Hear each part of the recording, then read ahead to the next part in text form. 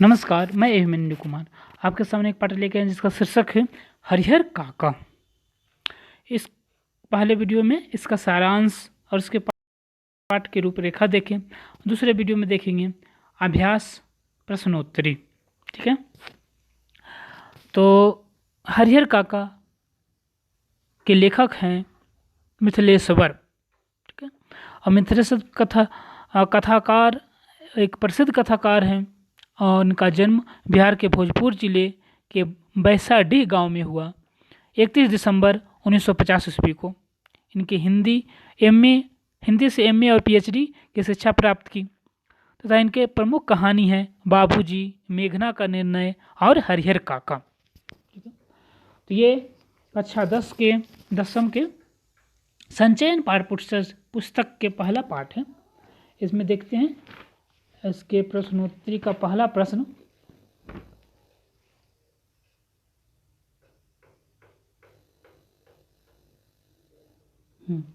पहला प्रश्न है कथावाचक और हरिहर काका के बीच क्या संबंध है और उसके क्या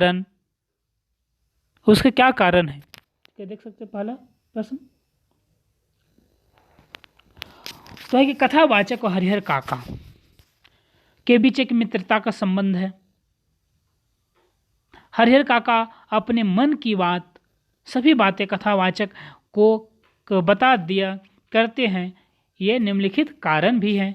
जैसे पहला कारण है कि हरिहर काका निसंतान होने के कारण कथावाचक को बचपन से ही बहुत प्यार करते थे। यही प्यार बड़ा होते होते दोनों के बीच मित्रता एवं आत्मीयता में परिवर्तन हो गया। दूसरा है कि कथावाचक के घर हरिहर काका के पड़ोस में ही था और एक अच्छे पड़ोसी होने के नाते उन्हें कथावाचक पर बहुत विश्वास था। कथावाचक हरिहर काका, तीसरा पॉइंट है, कथावाचक हरिहर काका के सुख दुख में उनके साथ रहता था। इससे दोनों के मन में परस्पर एक दूसरे के लिए विश्वास पनप गया था। दूसरा प्रश्न देखते हैं, हरिहर काका को महंत और अपने भाई एक ही श्रेणी में क्यों लगने लगे। हरिहर काका के महंत और अपने भाई का एक श्रेणी में इसलिए लगने लगे क्योंकि उसके भाई ठाकुरबाड़ी के महंत दोनों ही उनसे बल्कि उनके जमीन जायदाद से प्यार करते थे। ठाकुरबाड़ी के महंत उनके जमीन को हड़पना चाहते थे और उसके छोटे भाई भी उनका आदर सम्मान इसलिए करते थे ताकि अपने भाई से वह जमीन जायदाद मिल सके। जब ठाकुरबाड़ी के महंत हरिहर काका के अपहरण कर लिया तब से हरिहर काका ठाकुरबाड़ी से विश्वास हट गया।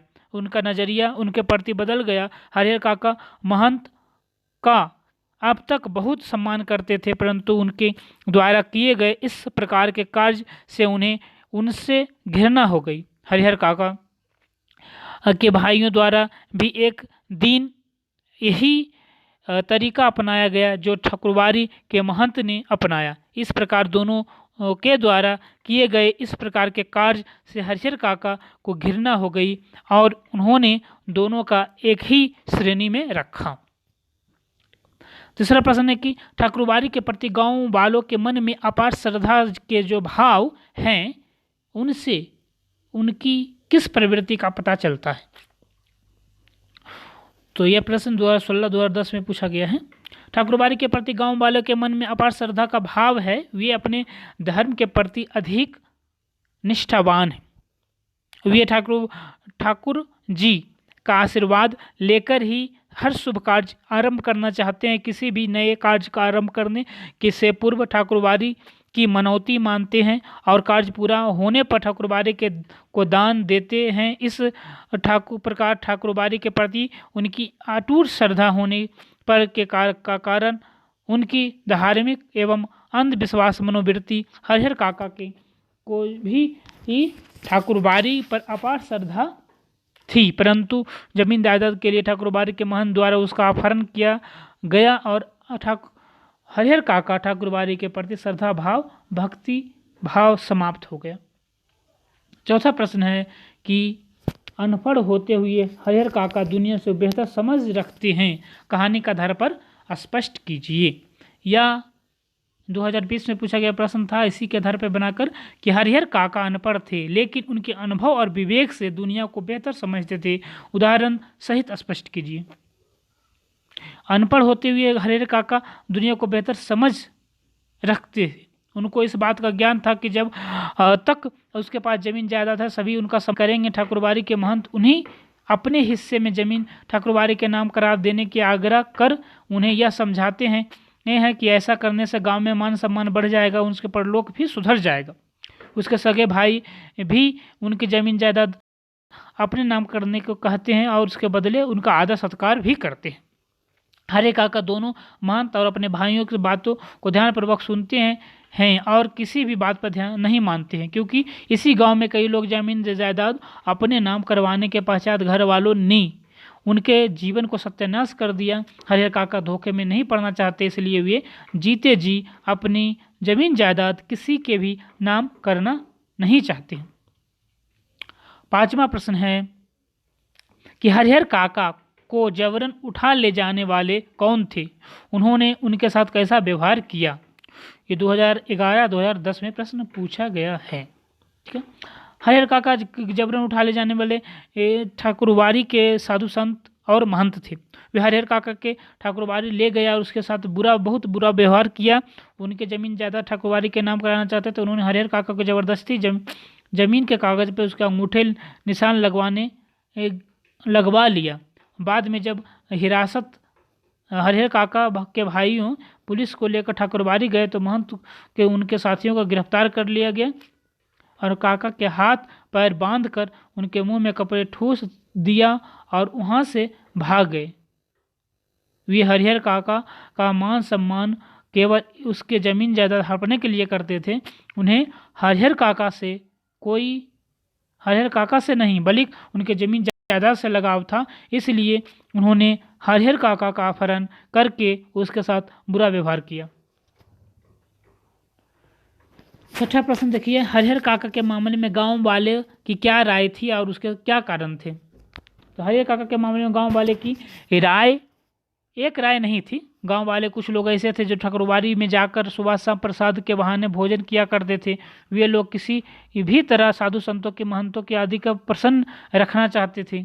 वैसे लोग यह राय थी कि हरिहर काका के अपने हिस्से की जमीन जायदाद ठाकुरबाड़ी के नाम कर देनी चाहिए। इससे गांव में कुछ लोग पढ़े लिखे और प्रगतिशील विचारधारा के थे। वो खेती का काम करते थे और एक किसान के लिए उनकी ज़मीन का महत्व को भली भांति समझते थे। ऐसे लोग यह सोचते थे कि हरिहर काका को अपने हिस्से की जमीन जायदाद अपने भाइयों के नाम लिख देनी चाहिए। 7वां प्रश्न है, कहानी के आधार पर स्पष्ट कीजिए कि लेखक ने यह क्यों कहा कि अज्ञान की स्थिति में ही मनुष्य मृत्यु से डरते हैं। ज्ञान होने के बाद आदमी आवश्यकता पड़ने पर मृत्यु को वर्ण करने के लिए तैयार हो जाते हैं। ये 2011-2010 में पूछा गया प्रश्न है। 7वां प्रश्न, लेखक द्वारा ऐसा यह कारण था कि हरिहर काका जैसी स्थिति में जब कोई व्यक्ति फंस जाता है तो उसे लगता है कि बार बार की मौत के स्थान पर तो एक बार की मौत ही अच्छी होती है। हरिहर काका इस बात को भली भांति समझ चुके थे कि यदि उन्होंने ज़मीन अपने भाइयों के नाम को लिख दी तो उनका जीवन नर्क से भी बदतर हो जाएगा, क्योंकि अभी तक ज़मीन जायदाद उसके नाम पर है तभी उसके साथ बुरा व्यवहार किया जाता है। उन्हें अच्छा खाना खाने को नहीं दिया जाता है। उनके बीमार पड़ने पर उनकी सेवा नहीं की जाती है। उन्हें संपूर्ण स्थिति को देखकर ज्ञान हो गया कि यह कारण है कि अब उन्होंने अपने भाइयों से भी हिस्सा की ज़मीन को अपने नाम लिखवाने से साफ मना कर दिया।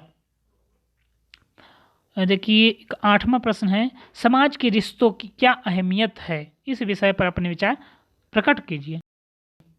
ये 2010 में पूछा गया प्रश्न। समाज के रिश्तों के व्यक्तियों को एक दूसरे को जोड़ने का कार्य करते हैं। समाज के सुचारू रूप से चलाने के लिए रिश्तों का होना बहुत जरूरी है। रिश्तों के कारण व्यक्ति का समाज में मान सम्मान होता है, उसकी समाज में एक भूमिका होती है। मनुष्य अपने पराये का ज्ञान भी रिश्तों के से ही हो पाता है। सुख और दुख इन रिश्तों की अहमियत बहुत अच्छी तरह पता चलता है। कई बार आपस में मनमुटाव हो जाने के कारण रिश्ते पूरी तरह टूट टूटते नहीं और समय आते ही फिर पुरानी डोर में बंध जाते हैं। 9वां प्रश्न देखिए है कि यदि आपके आसपास हरिहर काका जैसी हालत में कोई हो तो आप उसकी किस प्रकार मदद करेंगी। हमारे आसपास हरिहर काका जैसी हालत में कोई हो तो हम निम्नलिखित प्रकार से मदद कर सकते हैं। 2010 में प्रश्न पूछा गया था। पहला, एक समय निकाल कर उसके पास बैठेंगे, उनके सुख दुख की बातें सुनकर उनके साथ हंसी मजाक करके उनके दुख को दूर करने की कोशिश करेंगे। इससे उनके अकेलापन से मुक्ति मिलेगी। दूसरा, हम उनकी बातों को केवल सुनेंगे और अपनी राय तब तक नहीं देंगे तब तक उस व्यक्ति को हम पूरी तरह विश्वास जम नहीं पाता। हम कोशिश करेंगे कि उन्हें सकारात्मक मदद दी जाए। तीसरा, जब हम उनके पास जाएं तो उनसे के साथ खाने पीने की कुछ ऐसी वस्तुएं ले जाएं जो व्यक्ति के समानता उपलब्ध नहीं होते हैं, जैसे फल, मिठाई, सूखे मेवे आदि। चौथा, यदि कोई व्यक्ति पुस्तक प्रेमी है तो हम उनकी पसंद की पुस्तकें भेंट कर सकते हैं। पाँचवा, हम किसी त्यौहार पर उनके साथ त्यौहार मनाने में उनकी मदद कर सकते हैं। ठीक है। आखिरी और 10वां प्रश्न है कि हरिहर काका के गांव में यदि मीडिया पहुंच होती तो उनकी क्या स्थिति होती। अपने शब्दों में लिखी। 2010 में प्रश्न पूछा गया है। मीडिया समाज का एक विशेष स्थान है। आज मीडिया समाज के हर घटनाओं को ऐसे सामने लाने की काम कर रही है जो मीडिया ने कई असहाय, अपंग, वृद्धा, मानसिक रूप से कमजोर व्यक्तियों के जीवन के पर रिपोर्टिंग करके उनके जीवन की समस्याओं के प्रति समाज का ध्यान आकृष्ट कराने का कार्य किया है। हरिहर काका के गांव में मीडिया की पहुंच होती तो उन्हें सब परेशानियों और दुख नहीं झेलने पड़ते जो उन्हें झेले। उनकी इस स्थिति का पता पर मीडिया उनकी कहानी को समाज के सामने रखती, जिससे उनकी समस्या का समाधान आसानी से मिल पाता।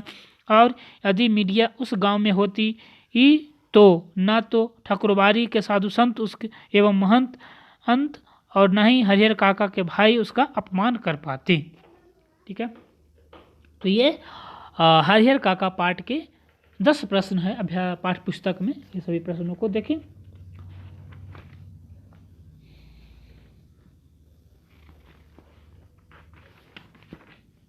ठीक है। और इससे संबंधित कोई प्रश्न देख लेते हैं कि वर्तमान समाज में हरिहर काका जैसे वृद्धा व्यक्ति के लिए युवा पीढ़ी का क्या कर्तव्य है। ठीक है। वर्तमान समय में हरिहर काका जैसे वृद्धा व्यक्ति के प्रति युवा पीढ़ी का कर्तव्य बनता है कि वह मन लगाकर यथासंभव ऐसे व्यक्तियों की सेवा और सहायता करे। वृद्धा हमारे समाज के मौजूद हैं जिन्हें उचित देखभाल एवं प्रेम अपनेपन युक्त व्यवहार की आवश्यकता है। इन वृद्धों की उचित मान सम्मान देना, यथोचित सेवा करना युवा पीढ़ी का प्राथमिकता कर्तव्य है। अपने स्वार्थ से ऊपर उठकर हमें सुनिश्चित करना चाहिए कि वृद्धा लोगों के किसी प्रकार के कष्ट ना होने पाए। वृद्धा समाज के अत्यंत सम्माननीय एवं आवश्यक अंग है। उन्हें अकेलापन महसूस नहीं होने देना चाहिए। उम्र के अनुसार उनकी सभी जरूरतों को पूरा करना हमारा कर्तव्य है। उन्हें उचित सेवा शुश्रूषा यानी उनकी उचित सेवा करना चाहिए। साथ में चिकित्सा संबंधी सुविधाओं को उपलब्ध करना हमारी जिम्मेदारी है। वास्तव में वे उस समाज के नींव के आधार रखने वाले ऐसे व्यक्ति हैं जिस समाज में हम आवश्यकता अनुसार लाभ उठा रहे हैं। हमारे समाज को बेहतर बनाने के लिए उन लोगों का पर्याप्त योगदान है। अतः उन्हें वह मान सम्मान, प्रेम, अपनापन, अधिकार आदि सब प्राप्त होना चाहिए। यह उनका अधिकार है। ठीक है। बहुत बहुत धन्यवाद।